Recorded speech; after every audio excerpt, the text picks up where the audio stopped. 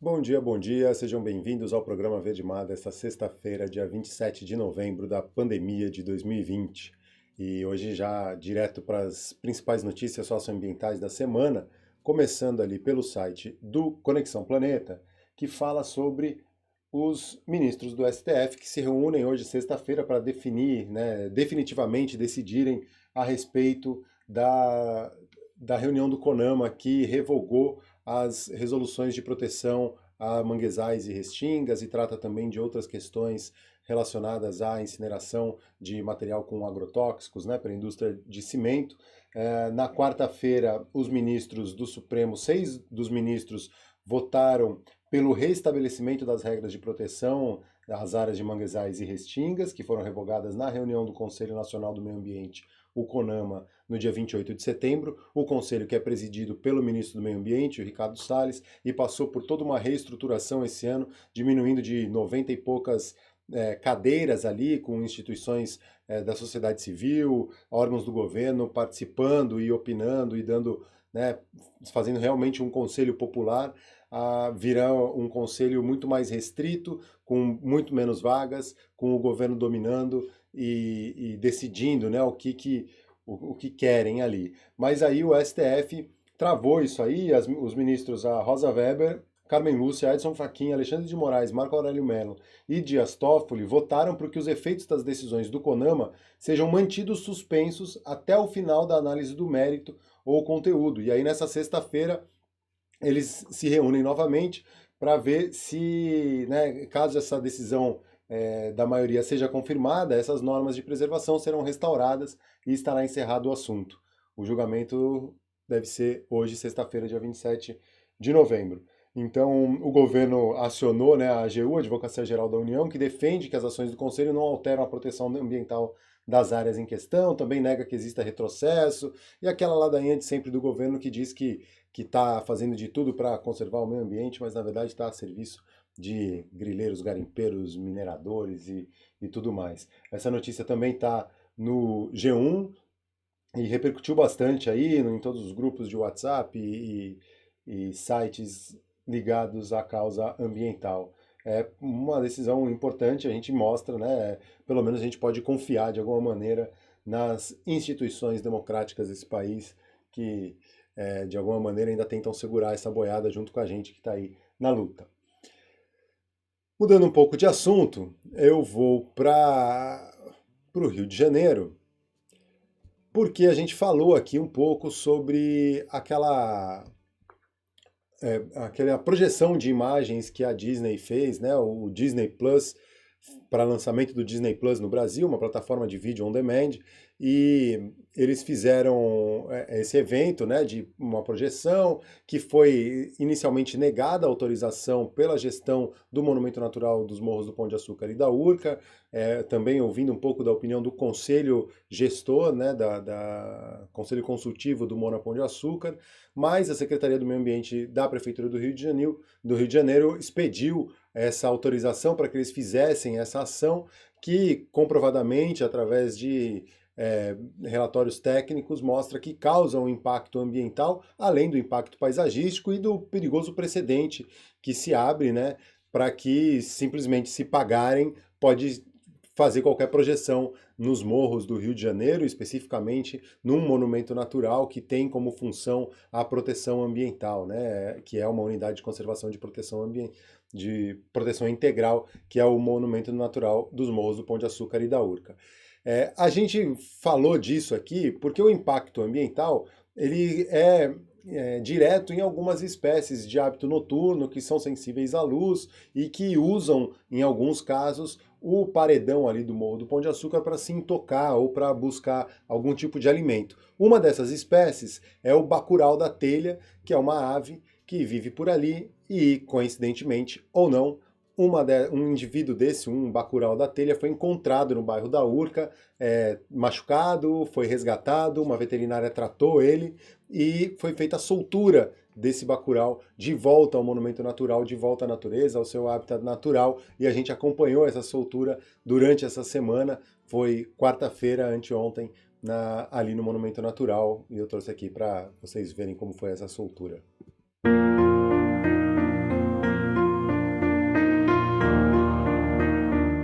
fazer uma soltura, né, de uma espécie que ocorre aqui no Monumento Natural, de uma ave, né, que é o bacurau da telha. Ele foi resgatado aqui na Urca, né? Tem muita sensibilidade, né, à luminosidade do dia, então eles são animais de hábitos noturnos e que utilizam as fendas do paredão rochoso, né, para se abrigar, né, e também para buscar alimento, né, às vezes insetos, alguns pequenos outros invertebrados, né, que estão ali colonizando essa área do costão rochoso das pedras em geral, do Pão de Açúcar e do Morro da Urca, né? E a gente vai cumprir com o projeto que a gente tem assinado aqui com a empresa, né, com o Caminho Aéreo Pão de Açúcar, com a parceria do Instituto Vida Livre, né, de fazer a reabilitação dos animais, né, resgatados aqui na região e soltura de algumas espécies. Uma pessoa encontrou ele na Urca e entrou em contato comigo, que ela já me conhecia, perguntou se eu podia ficar, se eu podia cuidar, né, do bacurau, e eu aceitei cuidar dele e imediatamente eu fiz o contato com o Marcelo, que é o gestor daqui do parque, e ele aceitou, né, fazer a soltura aqui depois que ele tivesse bom. E fiquei acho que umas 3 semanas cuidando dele, e ele agora está se alimentando bem, tá voando, tá bem esperto, tá vocalizando, então ele tá pronto para voltar para a natureza.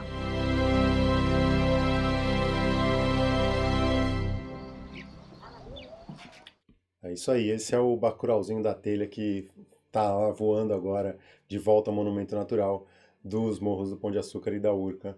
E é por isso que a gente alertou para o risco, né, de se jogar luz muito forte na montanha do Pão de Açúcar por tanto tempo, durante a noite. Não é simplesmente porque a gente não gosta, não acha, ou quer ser do contra, ou quer ser chato. Além de tudo, esse precedente perigoso, né, de que simplesmente se pagar ou não. Vou aproveitar aqui porque teve alguns dos comentários no vídeo que a gente fez falando sobre esse absurdo, né, que foi essa emissão dessa autorização pela Secretaria do Meio Ambiente, ignorando os pareceres técnicos, ignorando a própria decisão da gestão do Monopão de Açúcar e do conselho, né, que é um conselho consultivo, mas é muito ouvido dentro dessa gestão. Um dos comentários dizia, porque a Disney pagou, né, uma contrapartida ambiental para que seja investido em projetos ambientais ou pela conservação do Monopão de Açúcar. Tem um detalhe muito importante. Essa projeção estava prevista, autorizada no papel para segunda-feira à noite.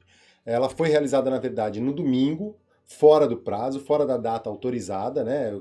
Como eu falei, além da aberração da autorização ter sido expedida pela Secretaria do Meio Ambiente, e aí as empresas, né, a Dream Factory, a Disney, as empresas que estão fazendo isso aí, estão fazendo o papel dela lá apesar de estarem ignorando os pareceres técnicos, ela está acreditando numa autorização que foi expedida pela Secretaria do Meio Ambiente.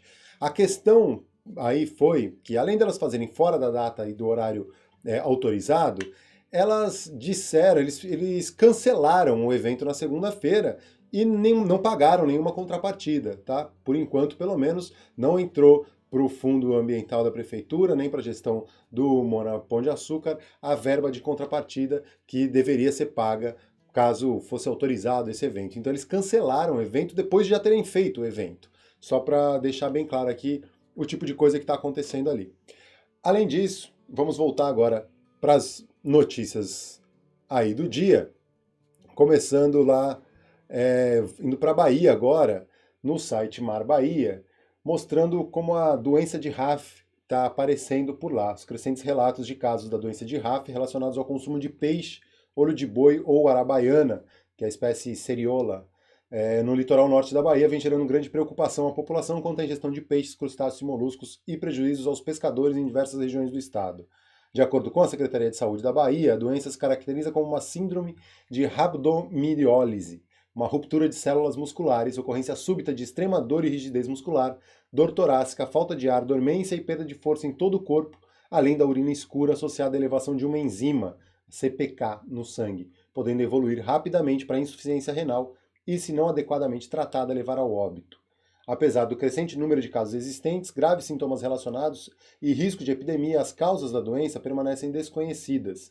A falta de informação sobre os fatores que levam a ocasionar a toxicidade dificulta a mitigação dos riscos. intoxicações alimentares em humanos provocadas pelo consumo de pescado são relativamente comuns, sendo observadas em vários países do mundo e documentadas desde a década de 80. Na maioria das vezes, alimentos são contaminados por biotoxinas, que podem ser causadas por bactérias, vírus, fungos e microalgas plantônicas. Aquelas, né, que vivem na coluna d'água, algas que estão ali dentro, fazem parte do plâncton. Essa doença de RAF, ela chama atenção para a intoxicação a partir de alimentos já cozidos, o que tem levado os pesquisadores a descartar hipóteses de intoxicação a partir de vírus e bactérias, pelo menos mais comuns, e levantando a possibilidade de se tratar de toxinas produzidas a partir das microalgas plantônicas.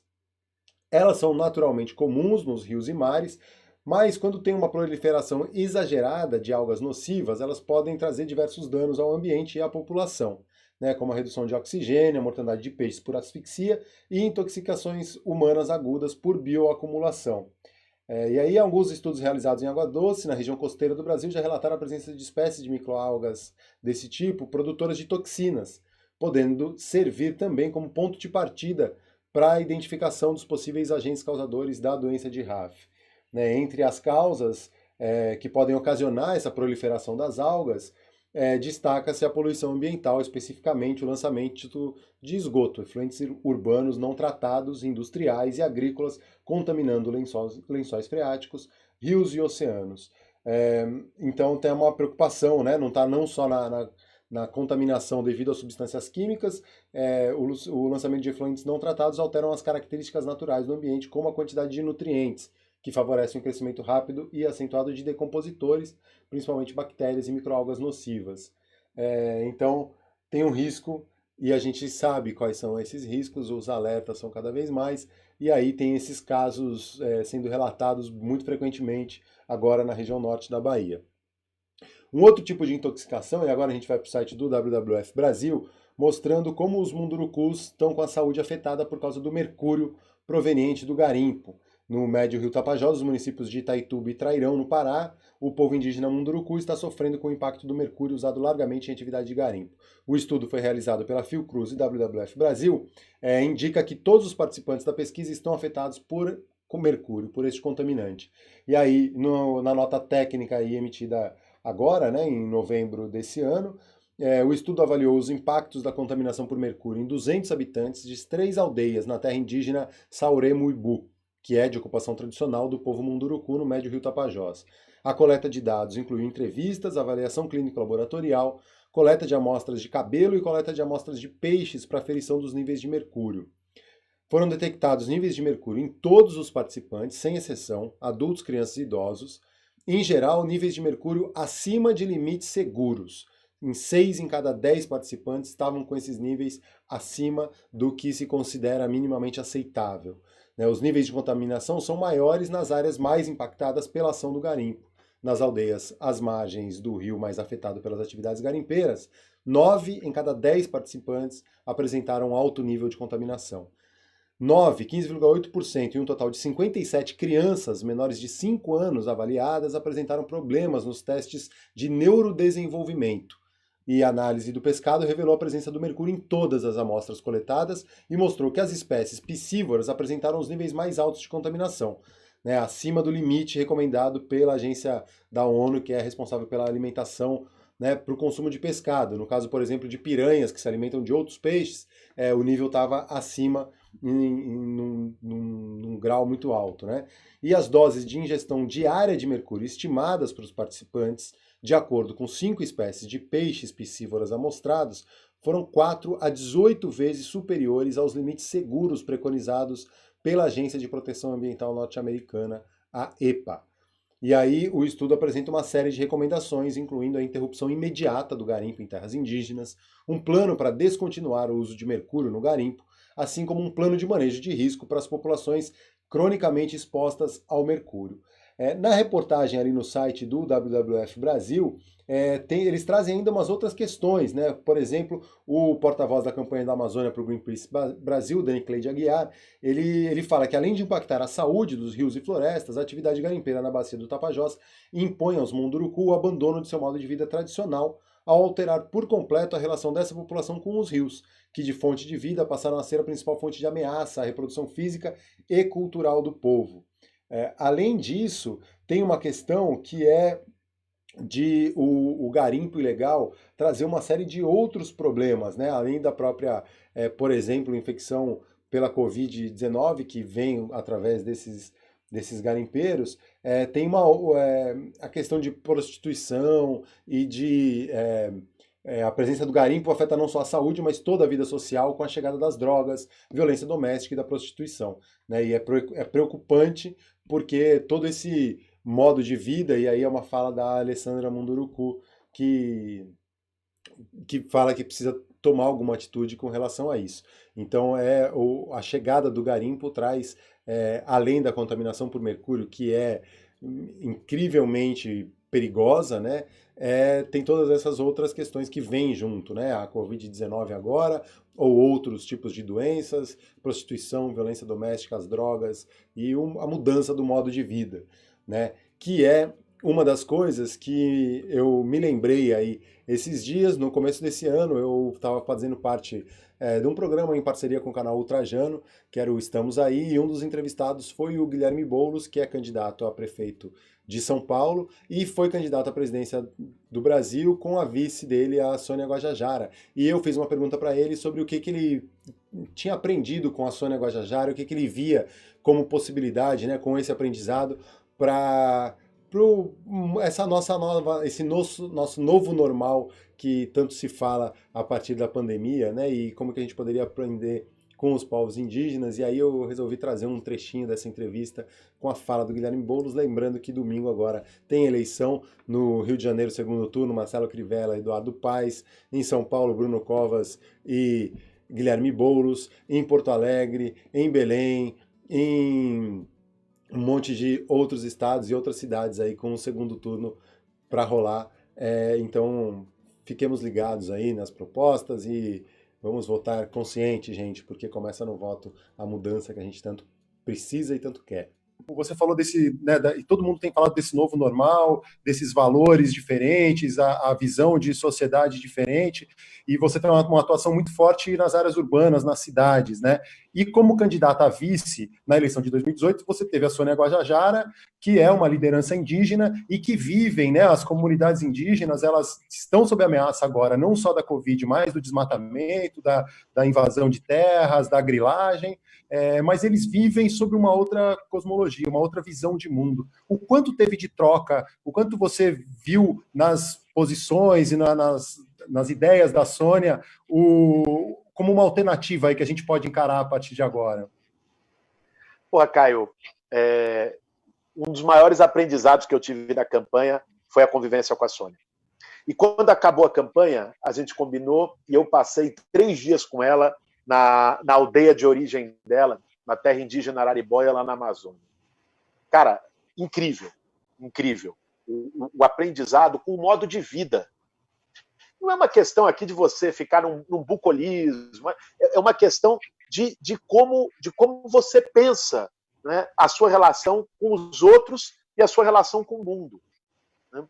Eu vi lá na aldeia, claro que tem carência, tem dificuldade, ainda mais agora no governo Bolsonaro, com zero política de assistência para os povos indígenas, mas assim, a forma de relação com o ter, com o consumo, com os produtos, é inteiramente outra. Os indígenas lembram para a gente, e eu acho que essa quarentena também tem lembrado para o mundo que a gente pode viver com muito menos. A gente, que eu digo enquanto sociedade, né? Porque tem milhões que vivem sem nada. Né? Mas assim, a ganância daquele padrão de consumo avassalador, dos templos de consumo, isso fechou durante a pandemia. E aí? Né? Nós, enfim, perdemos tudo por isso? Não. Quer dizer, é possível você ter um outro tipo de padrão de consumo. É possível você ter uma relação baseada no sentimento de comunidade. Os indígenas fazem isso. Tudo é feito de maneira coletiva, cooperada. Né? Esse individualismo exacerbado da vaidade, do eu, da construção da figura, da imagem. Né? Quantos povos indígenas dão um ensinamento de que a sociedade pode funcionar muito melhor de outro jeito, né? Com o nós no lugar do eu, com o ser no lugar do ter. Né? É um modo de vida. né, que a Sônia traz, que os povos indígenas trazem, que eu pude vivenciar esses dias na aldeia, e que eu acho que é mais atual do que nunca. A revolução solidária que a gente precisa é também rever os valores do individualismo, rever os valores do consumismo, recuperar um enraizamento comunitário que a vida urbana contemporânea fez a gente perder. Cara, hoje nós somos todos sozinhos no meio de uma multidão. Nós vivemos numa cidade com 12 milhões de pessoas e anônimas. A gente não pode pedir uma xícara de sal para o vizinho, porque não conhece. A pandemia exercitou uma nova solidariedade das pessoas, dos vizinhos ajudarem os mais idosos, irem ao mercado, comprarem alguma coisa. São coisas que estavam totalmente perdidas. Vínculos de comunidade, vínculos de confiança. Né? E os povos indígenas trazem isso. Uma outra relação com a natureza. Né? Um modelo de desenvolvimento que não passe pela devastação. Porque o modelo de desenvolvimento que a gente tem hoje é o que coloca o lucro acima da vida. E é isso que a gente viu em Mariana, em Brumadinho, com a mineração predatória. É isso que a gente vê todos os dias com a liberação dos agrotóxicos, né, com a expansão da fronteira agrícola, destruindo florestas, com o envenenamento de rios, com a retirada das comunidades indígenas. Né? Então, esse modelo está em xeque.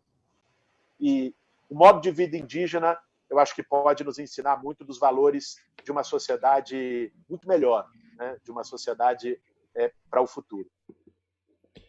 Esse aí foi o Guilherme Boulos, essa conversa foi em maio desse ano, e ele é o candidato a prefeito em São Paulo, então fica claro aqui a nossa posição, né, de apoio a essa candidatura, porque minimamente, olha, vale lembrar que São Paulo tem comunidades indígenas vivendo, a gente entrevistou aqui, né, o pessoal do coletivo Jaraguá e Guarani, que é ali no Pico do Jaraguá, na zona oeste de São Paulo. Existe uma terra indígena Guarani demarcada ali, é a menor terra indígena demarcada do país, na maior cidade do país, né? Uma das maiores cidades do mundo, e a gente fala muito isso, que é possível sim uma comunidade indígena manter sua cultura, viver numa grande cidade e sem perder essa cultura, né? E o indígena ele não precisa continuar ou abrir mão de acesso à tecnologia ou acesso à grande cidade, né? Apesar de estar inserido numa grande cidade, e perder a cultura dele. Ele pode manter essa cultura e a gente pode aprender com isso.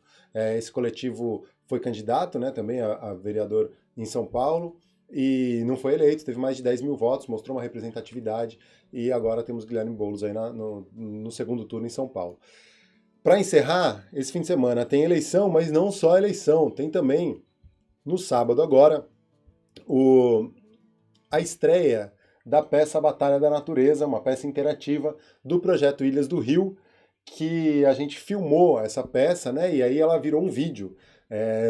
Não perde o aspecto de teatro, foi feito num teatro, no palco, mas tem alguns elementos do vídeo, do audiovisual, e é muito interessante para a criançada.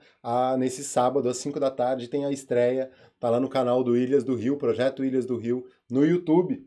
E para encerrar, então, eu vou deixar uma palhinha aí dessa peça com a música, para a galera ficar com a música na cabeça, da Batalha da Natureza, aí já se ligar, entrar lá no canal, o link está na descrição do vídeo aqui, para já ativar a notificação e ficar prontos para assistir a Batalha da Natureza, que estreia aí essa peça interativa no sábado, dia 28 de novembro, 5 da tarde. Se você estiver assistindo isso depois disso, é só clicar lá que a peça está online à disposição.